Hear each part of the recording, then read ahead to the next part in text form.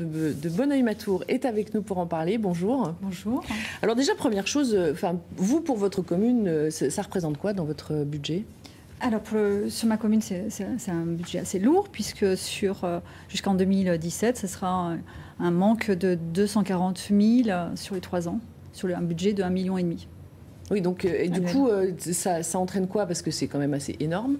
Le budget est énorme, ça entraîne surtout, et c'est bien la difficulté, c'est que ça va surtout amputer sur nos investissements, la première chose.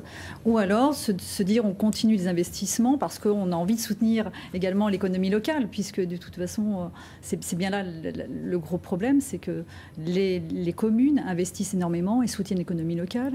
Baisse également, on pourrait aller aussi sur la baisse effectivement des services publics, services à la personne, les services de proximité, l'engagement que l'on met auprès de la petite enfance, du quotidien de nos citoyens.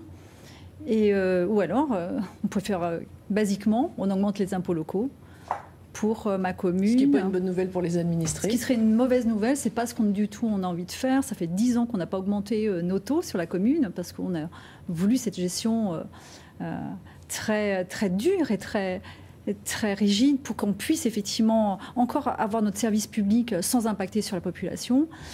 Si on devait effectivement impacter la baisse des dotations sur mes impôts locaux, ce serait une augmentation de 20% sur la taxe foncière d'habitation. Ce qui est insoutenable. Ce qui est énorme.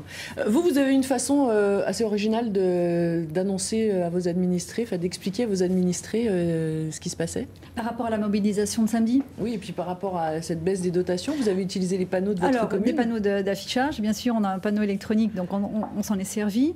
Et puis samedi, sur la journée de mobilisation des élus, on a souhaité carrément aller sur le marché, expliquer aux concitoyens pourquoi, comment, qu'est-ce que ça pouvait risquer sur notre commune. Et on les a invités à signer la pétition via le site électronique pour effectivement soutenir les communes rurales. Parce qu'ils veulent des services de proximité, les habitants. Et ils sont d'ailleurs demandeurs de plus en plus.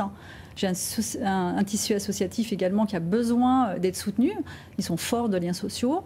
Et du coup, ces diminutions dont on va être obligé à un moment donné de faire, ça impacte tout le monde, ça impacte sur le citoyen, et voire même dans ses finances. Vous avez le sentiment que c'est un peu un pacte républicain qui est rompu? Complètement. Et là où j'étais surprise samedi matin, c'est qu'effectivement, tout le monde en a entendu parler. Baisse des dotations, oui, des communes, bon, très bien. Mais par contre, aucun se sent touché. C'est pas notre affaire, c'est l'affaire des communes, sauf que justement, c'est l'affaire de chacun.